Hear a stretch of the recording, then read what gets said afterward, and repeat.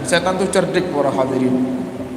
Setan itu cerdik. Sebenarnya manusia lebih cerdik. Manusia itu lebih cerdas. Cuma terkadang hawa nafsu kita yang lebih kita tonjolkan daripada kecerdasan kita, sehingga kita kalah dengan setan. Allah sudah katakan dalam Al-Quran, inna kaidas syaitani kana dha'ifa. Tipu daya setan sebenarnya lemah. Cuman karena kita tidak mendahulukan kecerdasan, tidak mendahulukan nikmat kecerdasan yang Allah berikan kepada kita, kita lebih mendahulukan hawa nafsu sehingga kecerdasan itu menjadi hilang. Contoh nih, setan itu kalau ingin menjerumuskan manusia, setan tuh paling tidak senang ngelihat kita ngaji. Lihat kita ngaji seperti ini, setan tidak senang. Kenapa? Dengan kita belajar, kita akan mengerti sedikit demi sedikit bagaimana cara setan merusak hati kita.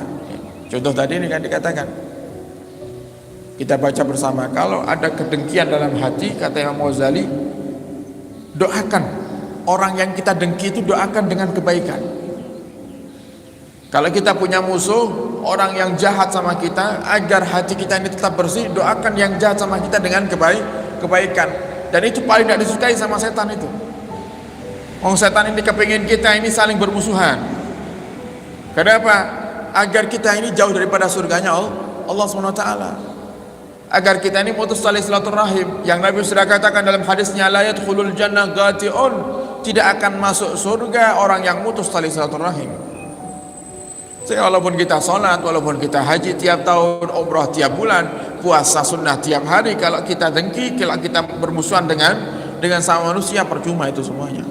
Itu tujuan setan, selamat sudah setan.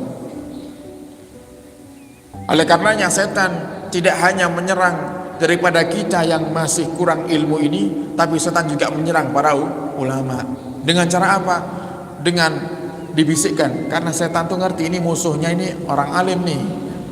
Jangan sampai saya salah langkah ini. Dibisiki sama setan. Ustadz, kamu ini kan ustadz, ayo perbanyak wiridmu, perbanyak zikirmu, perbanyak sholawatmu, perbanyak baca Al-Quranmu. Padahal setan itu tidak pernah nyuruh kita untuk berbuat kebaikan, tidak pernah. Loh, kenapa kok setan nyuruh kita untuk berzikir, nyuruh kita untuk beramal? Tujuannya untuk memalingkan kita daripada apa? Daripada menyebarkan ilmu. Sehingga masyarakat ini gampang oleh setan, kita ini yang awam ini gampang oleh setan dimasuki untuk dirusak. Nah, sehingga nanti ada seorang ustadz yang sama masyarakat sekitar diminta untuk buat rutinan, ustadz tolonglah isi di masjid, agar di masjid itu ada aktivitas, ada rutinitas kebaikan majelis ilmu. Kepinginnya habis subuh, ustadz, oh maaf, saya kalau habis subuh tidak bisa, saya habis subuh ini baca wirid. Ya sudah ustadz, kalau gitu habis zuhur, oh tidak bisa, saya habis zuhur baca Al-Quran. Ya sudah ustadz, asar, oh tidak bisa, kalau asar saya itu baca hizib. Ya sudah ustadz, habis isya, kalau habis isya saya biasanya jam 9 malam, karena habis isya, selesai salat isya saya baca sholawat misalnya. Nah, coba lihat, dijadikan sama setan si ustadz ini agar tidak menyebarkan ilmu, supaya tidak banyak orang yang pintar, agar tidak banyak orang yang mengerti bagaimana cara setan merusak hati manusia. Semuanya dirusak sama setan ini. Mau pejabatnya ya, dibisiki untuk terus jangan sampai kamu dikalahkan jabatanmu, jangan sampai kamu itu jadi pejabat tapi tidak punya apa-apa, sehingga muncullah itu korupsi. Yang ulama juga dibisiki agar dengki, agar sibuk dengan ibadah, kemudian dia lupa untuk berdakwah. Padahal kalau dihitung mana lebih besar pahala berdakwah dengan ibadah, berdakwah lebih besar. Sampai dikatakan Nabi kita Muhammad SAW, fadlul alimi alal abid kafadlil qamari lailatal badri ala sa'iril kawakib. Perumpamaan orang yang alim yang menyampaikan ilmunya dan mengamalkan ilmunya itu, jika dibandingkan dengan orang yang ahli ibadah, itu sama seperti halnya bulan purnama. Bulan purnama yang terang benderang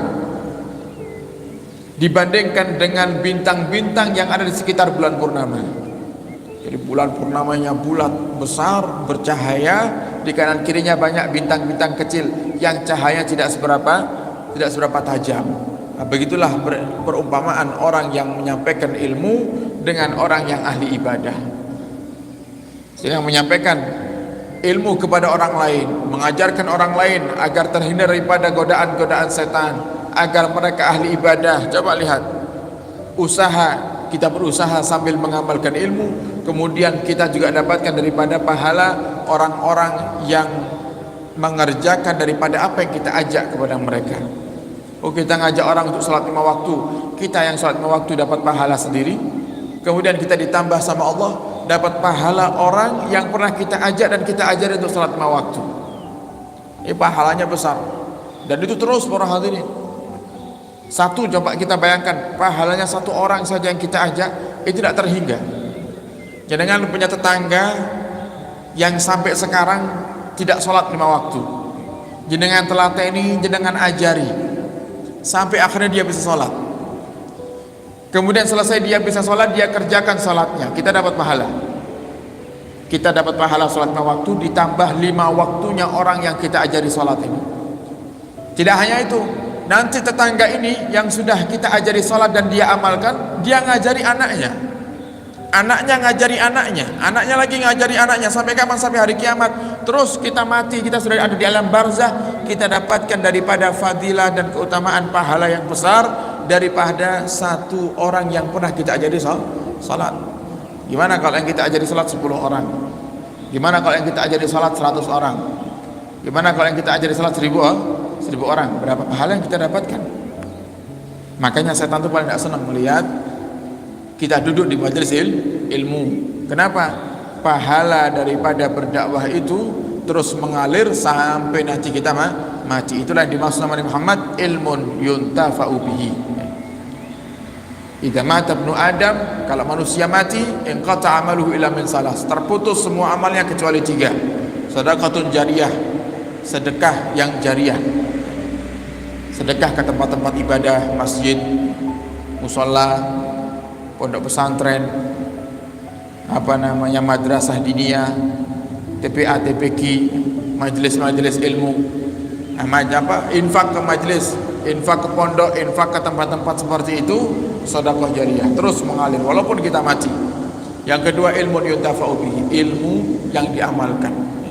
Imam Ghazali sudah wafat, sudah lama beliau wafat, tapi sampai sekarang beliau terus bisa memetik pahala daripada kitab yang beliau karang, yang saat ini kita baca. Ilmu yang manfaat diajarkan. Kemudian yang ketiga, waladun saleh yad'ulah, anak soleh yang selalu mendoakan kedua orang tuanya.